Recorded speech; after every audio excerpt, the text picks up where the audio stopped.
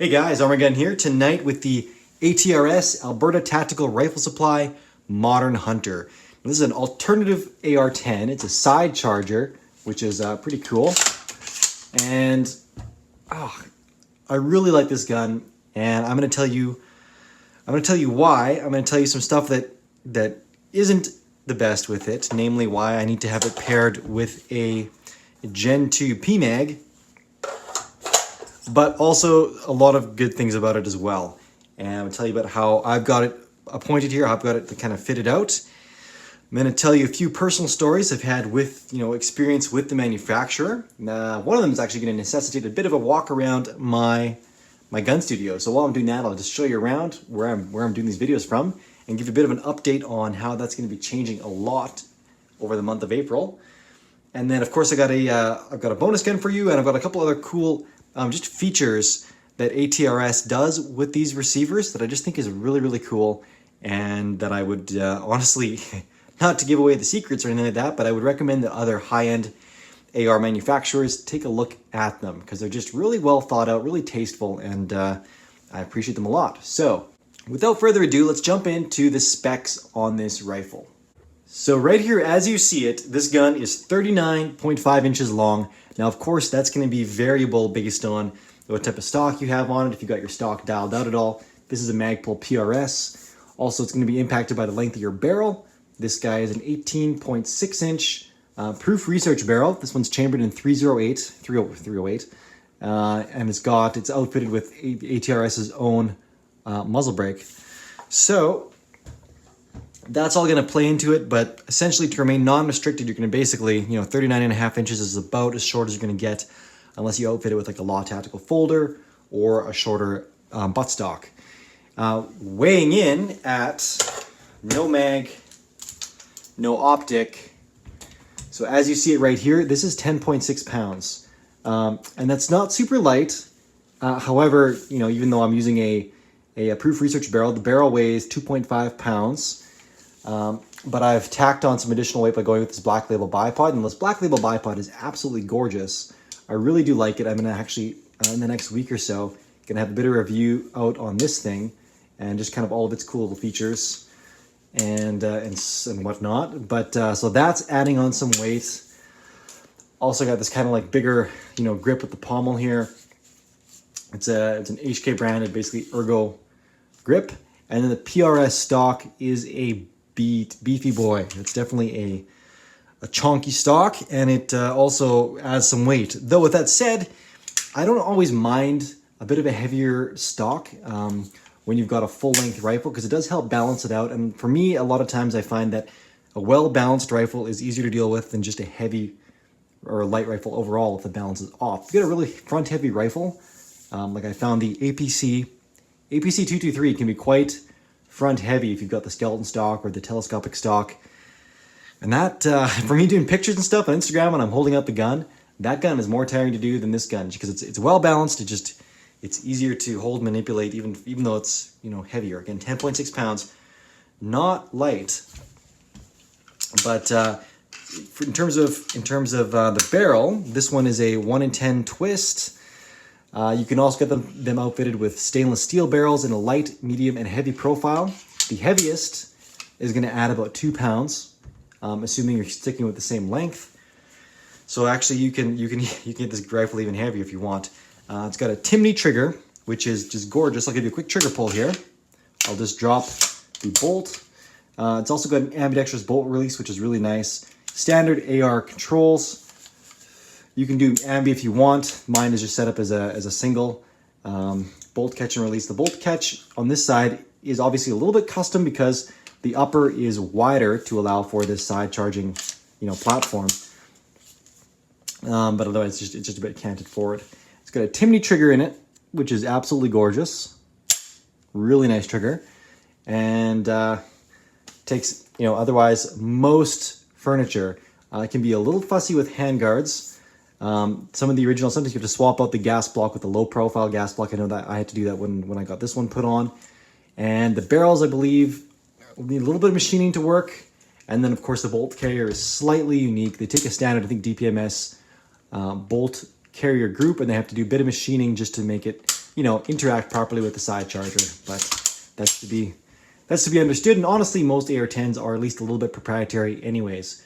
So where the really uniqueness of this rifle system comes into play is the lack of a receiver pin, rear receiver pin, and this swoop. So I'm not going to get super into it in this video because I showed you at length, I think in my disassembly, my field strip video.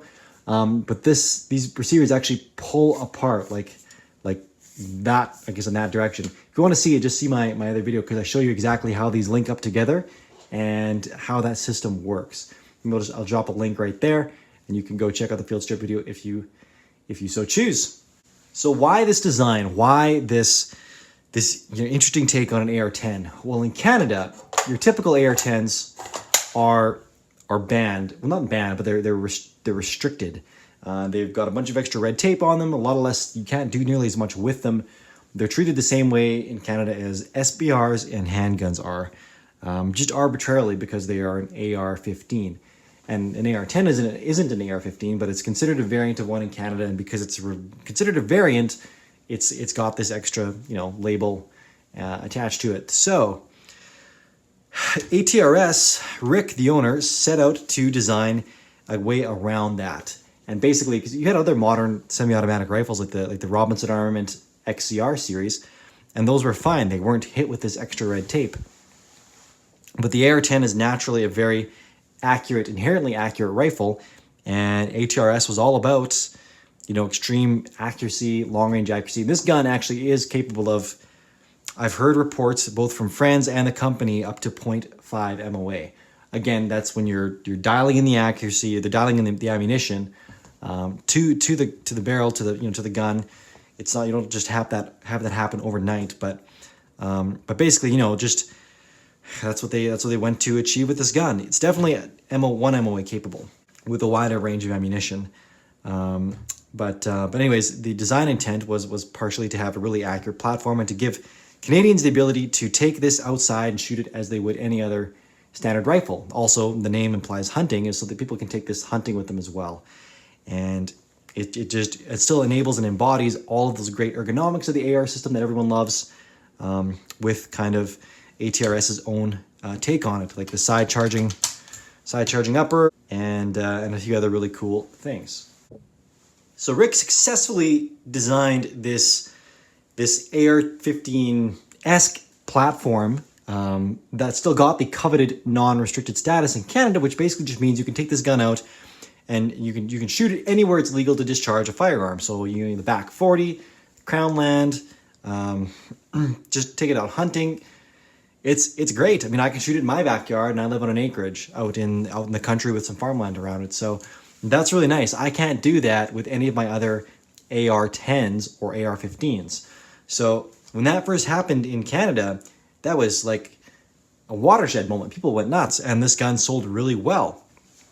And it was the first example that you actually got a gun to market that embodied all of the awesome features of the AR-10, the inherent accuracy of the AR-10, the magazine compatibility, allegedly. I do have to, I'm saying this gun's praises. I do have to knock it for the fact that it at least the early production guns did not play nice with mini mags. So again, that's why the Gen 2 PMag was a must. And it's been a while since I had this gun out. I literally forgot about that. And again, my shooting video, just to speak to that, it's 2 videos back on my channel. I literally have almost debated taking that down because I'm kind of embarrassed about that video, and I definitely did not do ATRS any favors. I kind of feel a bit bad. I shouldn't have presented the gun kind of in that way with the ammunition that I used as well. The mags, I'm not really going to give them any quarter on the mags because I do think a modern firearm should accept a wider variety of mags, and perhaps they've addressed that. I'm not sure. The modern guns, again, the newer ones might do that. This was one of the earliest guns they made. And then, but the ammunition, they do expressly state not to use, surplus or corrosive ammunition in this gun. It was designed with tighter tolerances in mind, and I do know from a number of other manufacturers that do match grade guns, which this was designed, to be inherently very accurate and with high quality in the intention of target shooting. They focus on tighter tolerances, and those tighter tolerances aren't as conducive for, surplus, looser tolerance ammo. Steel cased as well. The stuff that I was using was steel cased, at least the early stuff that was really horrible. Once I paired it with the right magazine and was at least using better quality surplus, that Hertenberger, the the Austrian stuff, the stuff that smelled super funky. Then it was running. All right, so that, you know, I take the blame for presenting the gun, you know, in a very, basically setting it up to fail. So I do feel bad for that, and I'm going to revisit this gun. I'm going to do some more shooting with it. It's supposed to run really well. It's recommended to use a ballistic tip, brass ammunition. You know, this is match grade Hornady. I don't know that you necessarily need to go all that way, because I think they've even said, like, factory ammunition, you're going to get good results out of it. They just strongly recommend against steel case, corrosive, or surplus ammunition, and also not, you know, don't use lead tipped or round nose ammunition either. So that's that. I might experiment with some more mags as well and see if, just on my own time, and see if I can find some other mags that work well with the gun, just for guys that might have early guns. And we're going to do some more shooting with that. Part of that is I'm going to take the black label bipod out. I'm going to do a video on that. So we'll see this gun shooting some more. Anyways, that's my kind of spiel on that. So overall, this is a really cool firearm. I just think it's neat that, you know, us Canadians, we clawed back this degree of freedom. And I really have to thank Rick and his son Dustin for that, because, you know, they paved the way to now a number of manufacturers that produce AR type firearms, and that have gotten that non-restricted status, and give us firearm owners up here, you know, the access to all the best features of an AR style weapon, without the red tape that accompanies, you know, your mil-spec AR-15 or any deemed variant of that up here. And also, I just want to make it really clear, I have nothing to do with ATRS. They have nothing to do with me. I have one of their guns. Actually, I've got a few of their guns, and I do really enjoy their quality. But I do know the owner, Rick, in passing. I mean, I've been to his store a number of times. I've talked to him a number of times, and he's actually helped me out on a couple random things that didn't involve me buying guns from. Actually, I haven't bought any guns directly from him. This came from a friend of his. Same with my other gun, came from the same friend. And I picked up, well, what's going to be the bonus gun, I suppose. One of the bonus. I got two bonus guns for you. Actually, I got a few bonus guns for you guys in this video. But this Colt Canada here, Colt Canada SAS upper on ATRS lower. And Richard, if you're watching, this had a carry handle on it earlier, and I swapped it out before the video. I put a Trijicon on there just for you, just because I know you hate those carry handles. But this is the lower as well, and I'm actually going to show you guys something really cool. I'm going to pop off this grip, and you're going to see something really cool that I mentioned that these guys do with the receivers that I just think is an awesome touch, and that more guys really should consider doing. So we'll come back to that. I'm also going to really quickly mention, before this cool story anyways, or I think it's kind of cool, and I'm going to show you around my gun room in the process, and a really cool firearm. A Lottie L39, 20 mil Phoenix anti-tank gun. We'll get to that though. Really quickly here, just zero compromise optics. These guys, I know them through Go Big Tactical. Tom there set me up with the guys at Zero Compromise. They didn't send me an optic. This is a crazy expensive optic, but I got a demo unit to play around with, and man, this thing is taking the PRS community by storm. Some guys from Night Force and Kales Collis, they came together, and they're just doing it right. They're doing really cool stuff. So just do yourself a favor if you're into. This is a 4x20 ultra compact, and it's just awesome. 36 mil tube. This glass is just amazingly clear. Go check those guys out if you want to learn more. If you're in Canada, check out Tom. Go Big Tactical. Let's take a quick jaunt around the room here, and then we'll come back and finish off with this. Actually, we're done with this guy. This guy, it's good. It's good shit. Okay, I'm gonna leave you with that. And we're gonna do some more shooting with it. I'm gonna figure out the shooting stuff. We're gonna go forward, do some accuracy stuff as well. But anyways, going to ATRS's shop, the very first time I walked in, also, Rhino Metals. Rhino Metals is awesome. If you want to see more about this stuff, I got a video on my page, which the thumbnail is literally like this, so you don't miss it. Just check it out there. All this walls, we got some Galotech coming real soon. I did a bit of a partnership with them where they're, in exchange for showing off their stuff. It's going to be on the walls here. But over here, that's a Lottie L39, which is super crazy. And this is basically, this is here like this because, actually I'll pop up the camera here. This is because I walked into ATRS's showroom, and in the corner, I saw a big tall safe with this huge gun on top of it. It was unbelievable, and it's still scored into my memory, and I just thought it was the coolest thing. So that gun is super ridiculous. Super ridiculous. And it's non-restricted in Canada, again, same as this thing. And I just saw it there and I was like, man, it's the coolest thing. So anyways, a couple years later, I stumbled across one for sale and I bought it and I drove to Alberta. It was in Alberta as well, same as these guys. Picked it up, drove to Alberta Tactical Systems because I knew he had the thing. I knew nothing, I didn't know how the gun worked inside. So I walked into the shop, saw Rick there, asked him if he could explain to me how to take the gun apart so I could take it apart at home and, you know, just clean it, maintain it, and, you know, all this, figure out how it worked because I was super curious as well, but I also didn't want to do something stupid with this crazy huge gun. So I asked him, and this was in the middle of a day, I think this was like on a Saturday or something, and he called two guys in from the back. They lifted this thing, the gun weighs like 115 pounds, I think, and they lifted it off the safe on the ground, and he spent the next like 15 or 20 minutes with me disassembling it on his store floor, and customers came in, other people helped them, and they got a bit of a show too, I guess. Not every day you see something like that, but to this day, I'm super grateful that he just took the time to explain that to some random guy and I knew nothing from him at the time. I didn't have any of his guns at the time either. So I just really appreciate that. And he's helped me out with other things since then.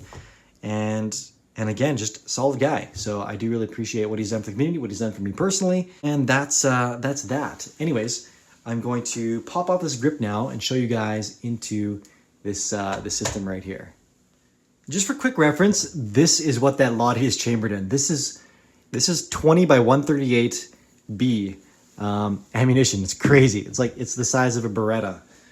For reference, this is 50 BMG next to it. So super tiny, roughly 3 times the ballistic energy or the muzzle energy of 50 BMG. It's crazy. Anyways, the cool thing I want to show you guys that they do with their lowers is this. Check this out. Okay, so I pulled the grip off, right? We'll just rack this. Also to show that we're clear. Cool cross mag, by the way. These things are awesome. Check this out. So normally you pop off the grip and you got a couple springs and detents flying out, and that's not the case. And you can see my safety still works, and that's because they bury the springs. They have a little threaded insert that seals off that chamber, which is just, when I saw this for the first time, I was just like, it makes so much sense. It's awesome. It wouldn't really, I don't think it would cost that much more to do that. It's just a really thoughtful upgrade. And I just always thought that was super cool. So they do that with all of their lower receivers. I just think it's really cool. Also, I didn't prove this gun clear either. So there's that. Also, what was supposed to be the bonus gun for this video was this guy right here, the Beretta M9A3. And the reason I was going to do this was because I got this cool little light laser combo here from Olight. And they sent me this specifically to show it off on the channel. I'm going to do a video on this tomorrow. I don't usually do stuff for manufacturers that reach out. Usually it's the other way around. I reach out to them, like I reached out to Galotech, to Rhino Metals, because I love their product as it was, and I wanted to, you know, do some kind of, you know, work with them to actually, you know, promote some of their stuff and show some of their stuff off and get some real world use with it. But I've got friends that have had Olights for years and have really, really liked them. And I've also been a fan, and I've looked into them for a while as well. I've just been pretty absent from the weapon mounted light game, and I'm trying to address that now. So I've got this thing here. I've got a Surefire that's going to be coming in, so I'm going to be able to compare and contrast. But Olight does give you a lot of value for the money. I wouldn't say it's a low quality optic. I think it's actually quite a high quality optic, but you definitely get a good price point on it, and I will tell you more about that later. There is a link in the description below taking you to these guys' website, and it's an affiliate link. And what that means is if you buy something off the site, I get a small kickback, and that's totally fine. If you guys want to support this channel, what I do, that'd be super awesome if you did something like that, but it's not expected in the slightest. If you guys also want to support the channel, I got Patreon out there, and you guys can just hit me up on there too. If you support the channel, I do make myself available to those people that do that. If you want to ask me questions, things like that, that's great. I really do welcome that. I'm out of a job for this whole COVID-19 thing, at least temporarily, but I've got savings. You know, I'm eating. There's a roof over my head. I'm not worried about any of that. Any money that comes into this channel via Patreon just goes right back into producing content. I'm working on more stuff for the studio. I've got lighting and some other cool stuff just to help enhance the production quality of this. That's coming. Actually, there's a lot of changes coming in April. So I invite you to stick with me and like, subscribe, do all those things because they really do help me out. And then, of course, support is always very much appreciated. Stay tuned for tons more. I'm going to be doing basically daily videos for all of April.